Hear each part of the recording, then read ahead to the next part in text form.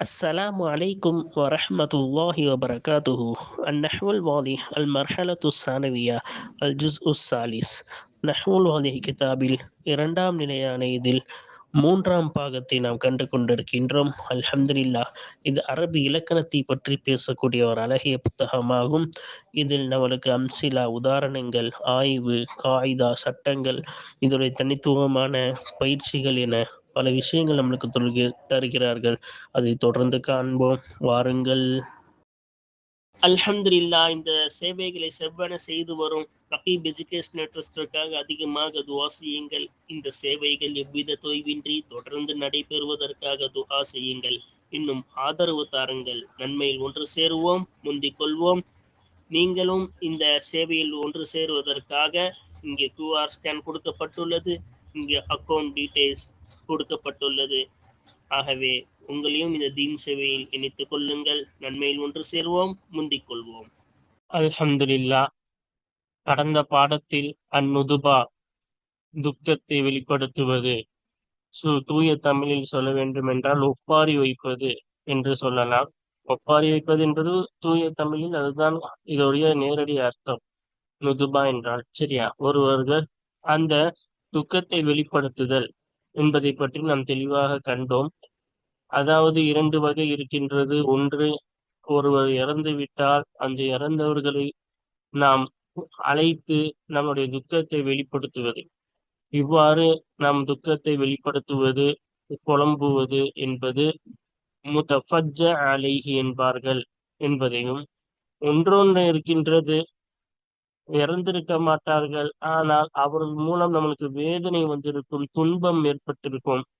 அப்பொழுது அந்த வேதனையை ஒரு அந்த நபரை கூப்பிட்டு, ஏன் இப்படி எனக்கு அநீதம் செய்யற அப்படின்னு புலம்புவது. இது முத்தவஜ்ஜ மின்ஹு என்று நாம் கண்டோம். இப்ப தலை வளைக்கின்றது என்றால் தலை நம்மளுக்கு என்ன செய்கிறது? வேதனை தருகின்றது, வலி தருகின்றது. அதனால் வாரசா, என் தலையே ஏன் இப்படி எனக்கு சோதனை தர அப்படின்னு நம்மளுக்கு வேதனை தரும் பொழுது அதை கூப்பிட்டு நம்ம என்ன செய்வது? நம்ம புலம்பலை வெளிப்படுத்துவது, அந்த வேதனை வெளிப்படுத்துவது என்பது மின்ஹு என்றும், ஒருவர் இறந்து விட்டால் அந்த துக்கத்தை புலம்புவதற்கு பேர் முத்தஃபஜ்ஜ அலைஹி என்றும் நாம் கண்டோம். இவ்வாறு ரெண்டு வகை இருக்கின்றது. இவ்வாறு இறந்தவர்களை பார்த்து நாம் ஒப்பாரி வைப்பதற்கு, அவர்களை பார்த்து புலம்புவதற்கு, அவரின் துக்கத்தை வெளிக்காட்டுவது, நல்லது கெட்டது, அவருடைய நல்லது கெட்டதை நாம் சொல்வதற்கு நுதுபா என்பார்கள். அவ்வாறு நாம் நுதுபா செய்யும் பொழுது, இது அரபிலே மனப்பாடம் செய்து கொள்ள வேண்டும். அப்படி அவருடைய துக்கத்தை வெளிக்காட்டும் பொழுது அந்த நபரின் பெயரை சொல்லி, அலியே என்னை விட்டு போய்விட்டாயே என்று நாம் என்ன செய்யும் பொழுது, துக்கத்தை வெளிக்காட்டும் பொழுது, வா யா அலி மாதிரி சாதாரணமா அழைக்கும் பொழுது யா அலின்னு கூப்பிடுவோம். உயிரோடு இருந்தா அலி இங்க வா, யா அலின்னு சொல்லுவோம் அரபியில. அதே இறந்தவங்களை பார்த்து இந்த மாதிரி நம்ம துக்கத்தை வெளிக்காட்டும் போது வா அலின்னு சொல்லணும், அந்த யாவுடைய இடத்துல வா. ஆனா இதுக்கு என்ன யாராப் என்பது, நிதாவுக்கு என்ன யாராபோ, யாக்கு அப்புறமா வந்தா முனாதாக்கு என்ன யாராபோ, அந்த முனாதாவுடைய அதே யாராப் தான் இந்த மந்தூபுக்கும். இந்த வாவுக்கு அப்புறமா வரக்கூடிய இந்த வார்த்தை மந்தூப் என்பார்கள் சரியா. அந்த மந்தூபுக்கும் அதே யாராப். என்னது? தனியாக வந்தால் எதை கொண்டு ரெஃபர் செய்வோமோ அதன் மீது மபுனி. அதே போல இலாஃபத்தில் வந்தால் என்னது? நசபு செய்ய வேண்டும் என்பதையெல்லாம் அந்த முனாதாவுக்கு என்ன யாராப்போ மந்தூபுக்கும் அதே யாராப் தான்.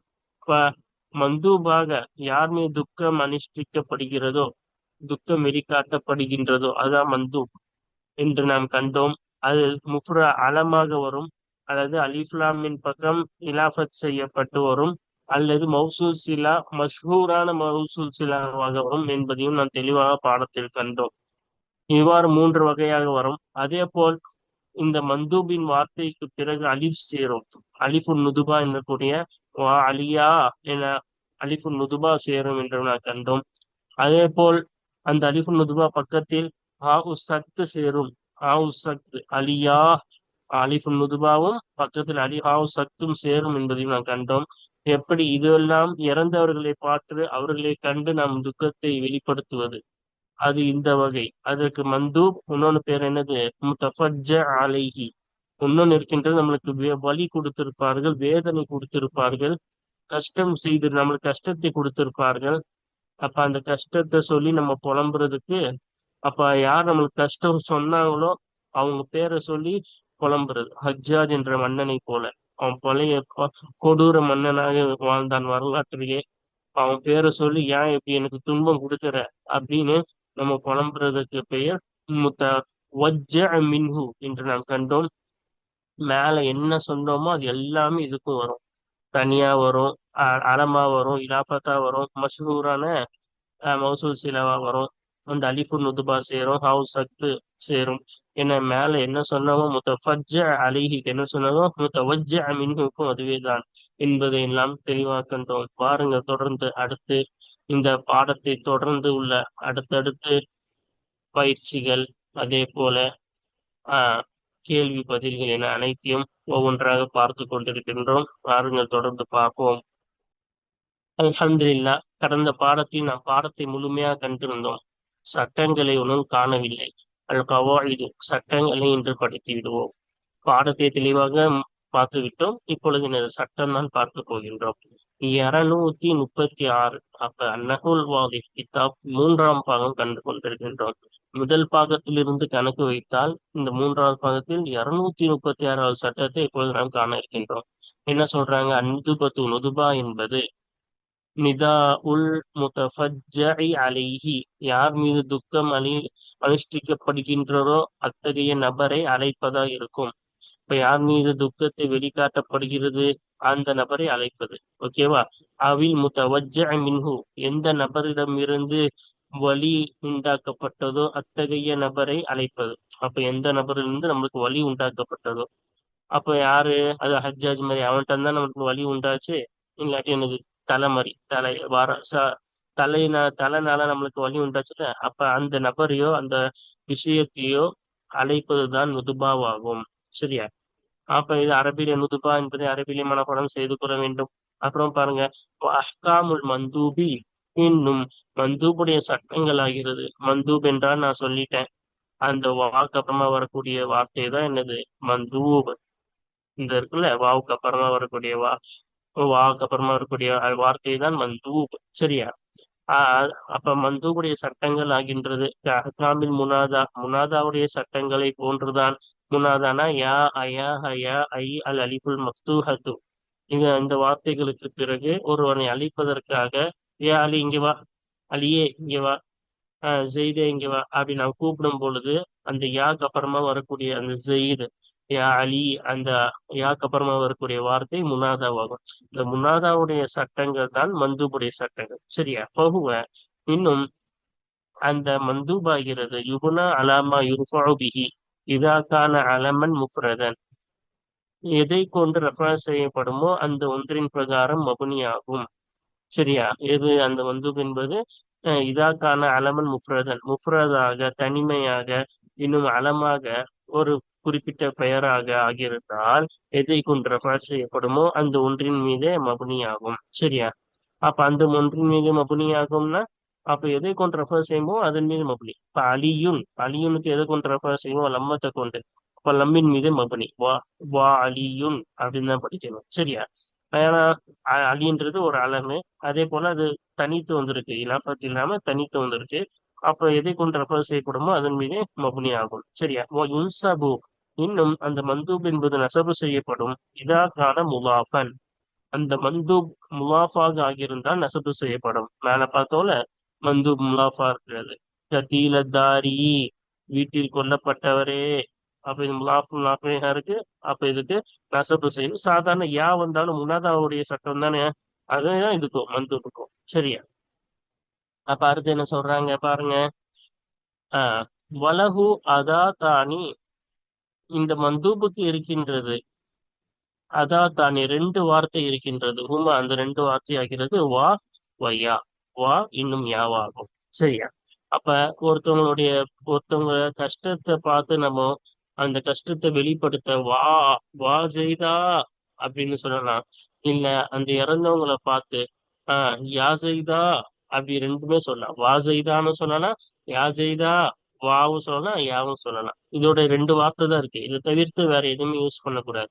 யா ஐயா ஹயா, நிதாவுக்கு நிறைய எழுத்து இருக்குல்ல, யா ஐயா ஹயா ஐ அல் அலிஃபுல் மஃப்தூஹத்து, அந்த மாதிரி எல்லாத்தையும் இதுக்கு யூஸ் பண்ணக்கூடாது. இதுக்கு ரெண்டே ரெண்டே வார்த்தை தான், வா, இன்னொன்னு யா.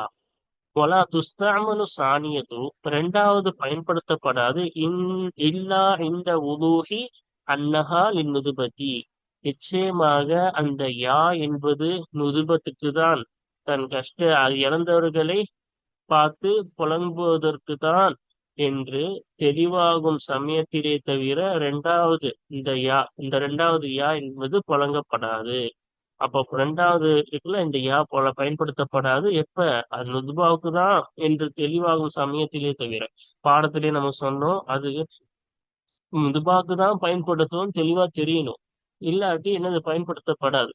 இப்போ ஒரு இறந்தவங்க வீட்டுல போய் யா ஜெயிதா அப்படின்னு சொன்னோம்னா அது தெளிவா தெரியும்.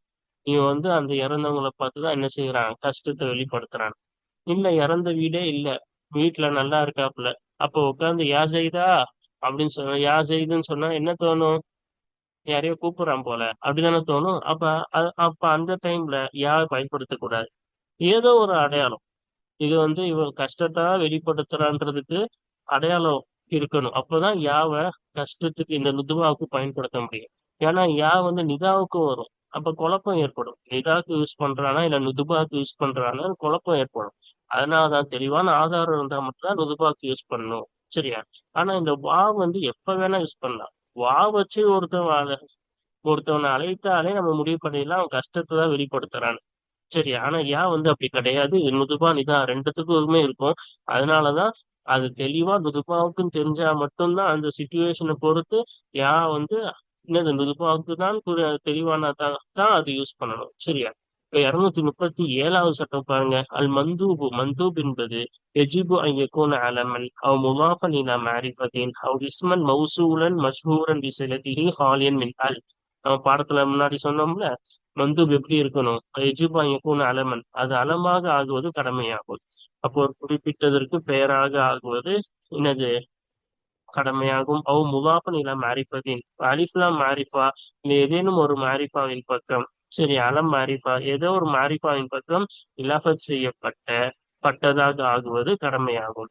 ஒண்ணு அலமா இருக்கணும், இல்லாட்டி ஏதோ ஒரு மாரிஃபாவின் பக்கம் இணைக்கப்பட்ட முலாஃபா இருக்கணும், அல்லது இஸ்மன் மௌசூலன் மஷ்ஹூரன் பிசிலத்திஹி ஹாலியன் மின் அல், அலிஃப்லாமை கொண்டு நீங்கி இருக்கக்கூடிய நிலையில் அந்த இஸ்முடைய சிலாவை கொண்டு, அந்த மௌசூலான இஸ்முடைய சிலாவை கொண்டு பிரபலமாக இருக்கக்கூடிய மௌசூலான இஸ்மாக அந்த மந்தூபாகுவது கடமையாகும். இப்போ மௌசூல் சிலா வர்றது கூடும். அந்த மந்தூப் ஒரு மௌசூல் சிலாவா வரணும். ஆனா அந்த சிலா பிரபலமா இருக்கணும். அது ஆஹ் அது யாருன்றது தெளிவா தெரியணும். அப்ப என்னது? மிஸ்ரை வெற்றி கொண்டவரே அப்படின்னு சொன்னோம். அப்ப மிஸ்ரை வெற்றி கொண்டது எல்லாருக்குமே தெரியும். அந்த காலத்துல அது யூஸ் பண்ணும்போது அது எல்லாருக்குமே தெரியும். இந்த மாதிரி இப்ப என்னது? இந்தியாவின் பிரதமரே அப்படின்னு சொல்றோம். அப்படின்னு சொல்லும் போது எல்லாருக்கும் தெரியும் தானே? அப்ப இந்த மாதிரி ஃபேமஸா இருந்தா மட்டும்தான் மௌசூல் சிலா யூஸ் பண்ணும். யாருக்குமே தெரியாத போது அப்ப அந்த மௌசூல் சிலாவை யூஸ் பண்ணக்கூடாது. அதே போல அலிஃப்லாம் விட்டு நீங்கி இருக்கணும். சரியா? அதுக்கப்புறம் என்ன சொல்றாங்க பாருங்க. 238, 238வது சட்டம் பாருங்க. எஜூசுலக, உனக்கு கூடும் ஃபில் மந்தூபி, மந்தூபிலே கூடும் சலாசத்த வஜூஹின், மூன்று முறைகள் கூடும். அந்துமா துஆமிலஹு, அந்த மந்தூபை பயன்படுத்துவது முஆமலத்தல் முனாதா கைரல் மந்தூபி, மந்தூப் அல்லாமல் முனாதாவை புழங்குவதை போல அந்த மந்தூபை புழங்குவது உனக்கு கூடும். அல்லது அந்த தசீதா, எப்படி? மந்தூப் அல்லாம முனாதாவை எப்படி புழங்குவ? யா ஜெய்துன், யா அலியுன், அதே மாதிரி ஜஸ்ட் அதே மாதிரியே வா ஜெய்துன், வா அலியுன், எந்த ஒரு டிஃபரன்ஸும் இல்லை. எப்படி முனாதாக்கு சொல்லுவோமோ அதே மாதிரி மந்தூபுக்கு யூஸ் பண்றது. ஓகேவா? அதான் சொல்றாங்க, மந்தூப் அல்லாமல் முனாதாவை புழங்குவதை போல அந்த மந்தூபை புழங்குவது. அல்லது அந்த தசீத் அலா ஆஹிரிஹி அலிஃபன், அதிகப்படுத்துவதா இருக்கும். அந்த மந்தூபுடைய கடைசியின் மீது அலிஃபை அதிகப்படுத்துவதா இருக்கும். இப்ப யா ஜெய்துன்னு சொல்லாம யா ஜெய்தா அப்படின்னு சொல்றது.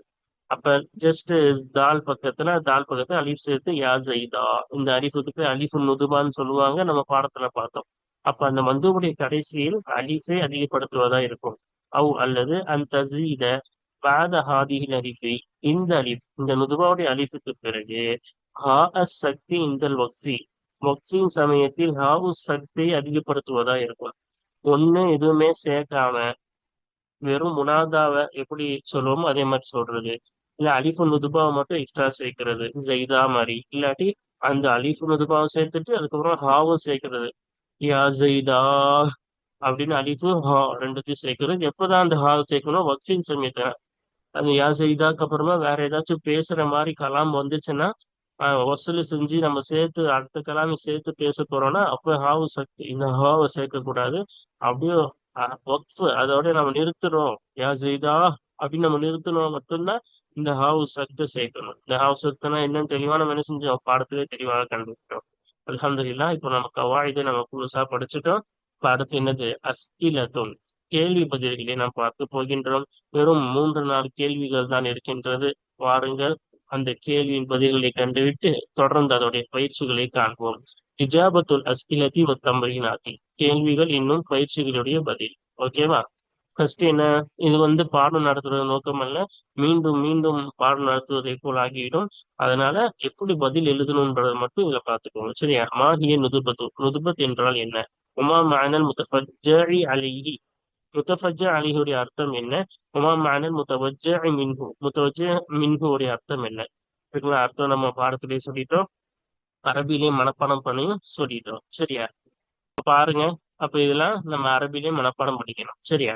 அந்நுதுபத்து, நுதுபா என்பது நிதா உல் முத்தஃபஜ்ஜஇ அலைஹி அல்லது முத்தவஜ்ஜஇ மின்ஹு, முத்தஃபஜ்ஜ அலைஹி அழைப்பதா இருக்கும், அல்லது முத்தவஜ்ஜ மின்ஹுவை அழைப்பதா இருக்கும். இப்ப யாரின் மீது துக்கத்தை வெளிக்காட்டப்படுகிறதோ அத்தகைய நபரை அழைப்பது, அல்லது யாரிடம் இருந்து வலி உண்டாக்கப்பட்டதோ அத்தகைய நபரை அழைப்பது. சரியா?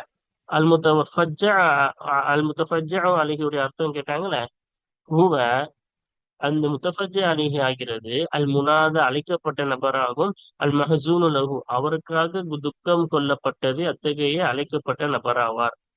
அல்லது மன் அசாபத்துஹு அல் முசீபத்து வல் அலமு, யாருக்கு சோதனை உண்டானதோ இன்னும் அலம் வேதனை வலி உண்டானதோ ஏற்பட்டதோ அத்தகைய நபராக இருப்பார். இப்ப யாருக்கு சோதனை உண்டாச்சோ அல்லது வலி உண்டாச்சோ அத்தகைய நபர் தான் முத்தஃபஜ்ஜ அலைஹி. சரியா? ஒண்ணு யாருக்காக கவலைப்பட்டவங்களோ துக்கம் கொல்லப்பட்டாங்களோ அந்த நபர், துக்கம் கொள்ளக்கூடிய நபர் இல்லை, துக்கம் கொல்லப்பட்ட நபர்.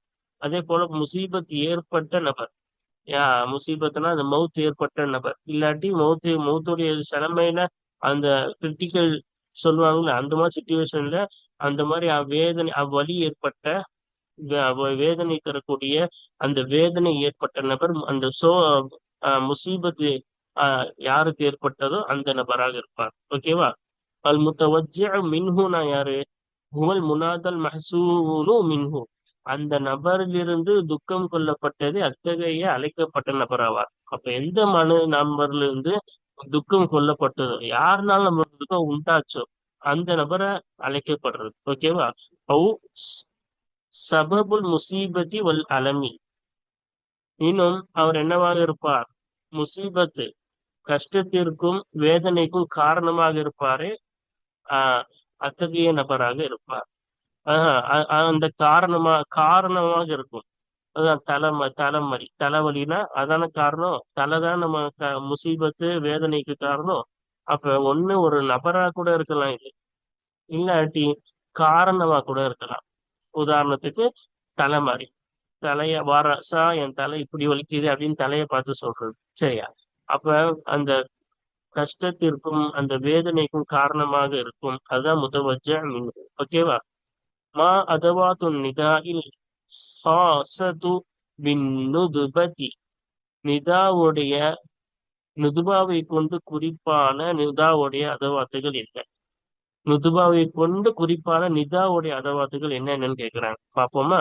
அந்த அதவாத்துகள் வார்த்தைகள் என்னென்னு நம்ம சொன்னோம்ல, அதவாத்து நிதா இல் ஹாசத்து பின் நுதுபதி, நுதுபாவை கொண்டு குறிப்பான நிதாவுடைய வார்த்தைகள் ஆகிறது வா வயா, வா யாரா. சரியா? ஒலா துஸ்தஅமலு லின்னுதுபத்தி இல்லா மஅ கரீனத்தின். நுதுபாவுக்காக பயன்படுத்தப்படாது இல்லா மஅ கரீனத்தின் ததுல்லு அலா அன்னஹா லின்னுதுபத்தி. அதாவது ஒலா துஸ்தஅமலு சானியத்துன்னு சொல்லணும், அது சொல்லல. சரியா? அப்ப ரெண்டாவது இந்த யா என்பது பயன்படுத்தப்படாது நுதுபத்தி நுதுவாத்துக்காக அசானியத்துவம். ரெண்டாவது இந்த யா என்பது பயன்படுத்தப்படாது இல்லாம கரீனத்தின் ததுல்லு அலா அன்னஹா நுதுபத்தும். நிச்சயமாக அந்த யா என்பது நுத்வாவுக்கு தான் என்பதன் மீது அறிவிக்கக்கூடிய ஆதாரம் இருப்பதுடனே தவிர அந்த நுத்வாவுக்காக அந்த யா பயன்படுத்தப்படாது. வா வந்து எப்ப வேணா பயன்படுத்தலாம். இந்த யாவுக்கு வந்து என்ன வேணும்? ஆ- ஆ- அறிவிக்கணும், அதுக்கு ஆதாரம் தேவை. அப்ப மட்டும் தான் என்ன செய்யப்படும், இந்த ரெண்டாவது யா என்பது பயன்படுத்தப்படும். ஓகேவா? யா, இது யா நிதாவுக்கு வரும், அதே போல நுதுபாவுக்கு வரும். அப்ப குழப்பம் ஏற்பட்டுரும். அதனால ஆதாரம் இது நுதுபாக்குதான்ற ஆதாரம் இருந்தாதான் யாவை பயன்படுத்தணும். அதுக்குமா பாருங்க, மா சுரூத்துல் மந்தூபி. மந்தூபுடைய நிபந்தனைகள் என்ன? மந்தூபனா அந்த வாக்கு அப்புறமா வரக்கூடிய வார்த்தை தான் மந்தூப். சரியா? வா ஜெயிதா, வா ஜெயித் அப்படின்னு சொல்றோம்ல, அந்த வாக்கு அப்புறமா வரக்கூடிய வார்த்தை தான் மந்தூப். அப்ப மந்தூபுடைய நிபந்தனைகள் என்ன? ஷர்துல் மந்தூபி. மந்தூபுடைய நிபந்தனை ஆகிறது ஐயக்கூன் அலமன், அந்த மந்தூப் ஒரு அலமாக குறிப்பிட்ட பெயராக இருப்பதா இருக்கும். அல்லது முலாஃபன் இலா மாரிஃபத்தின், ஒரு மாரிஃபாவின் பக்கம் இணைக்கப்பட்டதாக இருப்பதா இருக்கும். அல்லது இஸ்மன் மௌசூலன் மஷ்ஹூரன் பிசிரதிஹி ஹாலியன் மின் அல்லை கொண்டு நீங்கி இருக்கக்கூடிய நிலையில் அந்த மௌசூலான இஸ்முடைய சிலாவை கொண்டு பிரபலயமான மௌசூலான இஸ்மாக இருப்பதா இருக்கும். அப்போ ஒண்ணு அலமா இருக்கணும் இது மாதிரி, இல்லாட்டி மாரிஃபாவின் பக்கம் இணைக்கப்பட்டிருக்கணும். சரியா? கத்தீலத்தார் முலாஃபுல்லாத்துலீஹா வரணும். அதுக்கப்புறமா மௌசூல் இஸ்மு மிஸ்ரே மன் ஃபத்ஹ மிஸ்ர. அப்ப மௌசூல் சிலா ஃபேமஸா இருக்கணும், அது யாரை குறிக்குதுன்னு நல்லா தெரிஞ்சிருக்கணும். அதே போல அது அலிஃப்லாம் வராம நீங்க இருக்கணும். சரியா? அதுக்குமா பாருங்க, மல் அவுஜுஹுல் ஜாயிஸத்து ஃபில் மந்தூபி. மந்தூபிலே கூடுமான முறைகள் எத்தனை, ஆகுமான முறைகள் எத்தனை? மூணு முறைகள் இருக்குது ஆகுமானது. அதான் கேக்குறாங்க. பாருங்க, அல் அவுஜுஹுல் ஜாயிஸத்து ஃபில் மந்தூபி சலாசத்துன். மந்தூபிலே ஆகுமான முறைகளாகிறது சலாசத்துன், மூன்றாக இருக்கும். அந்த அமீலஹு, அதை அந்த மந்தூபை பயன்படுத்துவதாயிருக்கும். முஆமலத்தல் முனாதா கைரல் மந்தூபி, மந்தூப் அல்லாமல் முனாதாவை பயன்படுத்துவதை போல் அந்த மந்தூபை பயன்படுத்துவதா இருக்கும். சரியா? இப்ப மந்தூப் இல்லாம முனாதாவை எப்படி சாதாரணமா பயன்படுத்துவோமோ அந்த மாதிரியே பயன்படுத்துவதா இருக்கும். அப்ப எதுவுமே சேர்க்காம ஜஸ்ட் எப்படி முனாதாவை பயன்படுத்துவோமோ அப்படியே பயன்படுத்துவதா இருக்கும். அல்லது அந்த தசீத் அல ஆசிரிகி அலிஃபான், அந்த மந்தூபுடைய கடைசியின் மீது அலிஃபை நீ அதிகப்படுத்துவதா இருக்கும். அல்லது அந்த தசீத், அல்லது நீ அதிகப்படுத்துவது பாதா ஹாதிகில் அலிஃபி, இந்த அலிஃபுக்கு பிறகு இந்த யாஸ். இதுக்கு உதாரணம் போட்டா நல்லா இருக்கும். வெறும் யாசைதுன் போட்டா வாசைதுன், இல்லாட்டி யாசைதுன், வாசைதுன் போட்டா நல்லா இருக்கும். அதே போல இங்க வாசைதா அப்படின்னு உதாரணம் போடலாம், வாசைதா அப்படின்னு. இங்க மூணாவதுக்கு அந்த தசீத பாத ஹாதிகில் அலிஃபி ஹா அஸ் சக்தி இந்த வக்ஃபி, நிறுத்தும் சமயத்தில் இந்த சக்துடைய ஹாவை இந்த அலிஃபுக்கு பிறகு நீ அதிகப்படுத்துவதா இருக்கும். வாசைதா அப்படின்னு வக்ஃபின் சமயத்துல மட்டும் ஹாவை சேர்த்து வாசைதா என்று சொல்வதா இருக்கும். இந்த மூணுத்தையும் நம்ம உதாரணம் போட்டா இன்னும் கொஞ்சம் அழகா இருக்கும் இந்த கேள்விக்கான பதில். சரி, அல்ஹம்துலில்லாஹ். நம்ம என்ன செஞ்சிட்டோம், இதை முடிச்சிட்டோம். வாருங்கள் தொடர்ந்து இதோடைய பயிற்சிகளை தொடர்ந்து காண்போம். அல்ஹம்துலில்லாஹ். கேட்டதை மறக்காமல் இருப்பதற்கும் இதன்படி அமல் செய்வதற்கும் அல்லாஹ் தாலா தௌஃபீக் செய்வானாக. இந்த நஹு கித்தாவை முழுமையாக காண்பதற்கும் பயிற்சிகளையும் தொடர்ந்து காண்போம். இந்த பயிற்சிகளின் மூலம் புது புது கல்வியை நம்மளுக்கு கற்றுக்கொள்வதற்கும் அல்லாஹ் தாலா தௌஃபீக் செய்வானாக. இதன் மூலம் குர்ஆன் ஹதீஸை விளங்கி அதன்படி அமல் செய்வதற்கும், அந்த அமல் செய்ததின் மூலம் அல்லாஹுவின் பொருத்தத்தை இம்மையிலும் மறுமையிலும் அடைவதற்கும் அல்லாஹு தாலா நம் அனைவருக்கும் தௌஃபீக் செய்வானாக. ஆமீன். வாஹிர் தாவானா அல்ஹம்துலில்லாஹி ரப்பில் ஆலமீன். அஸ்ஸலாமு அலைக்கும் வரஹ்மத்துல்லாஹி வபரகாத்துஹு. வாருங்கள் தொடர்ந்து மீண்டும் உள்ள பயிற்சிகளை அடுத்தடுத்த பாடத்தில் நாம் காண்போம்.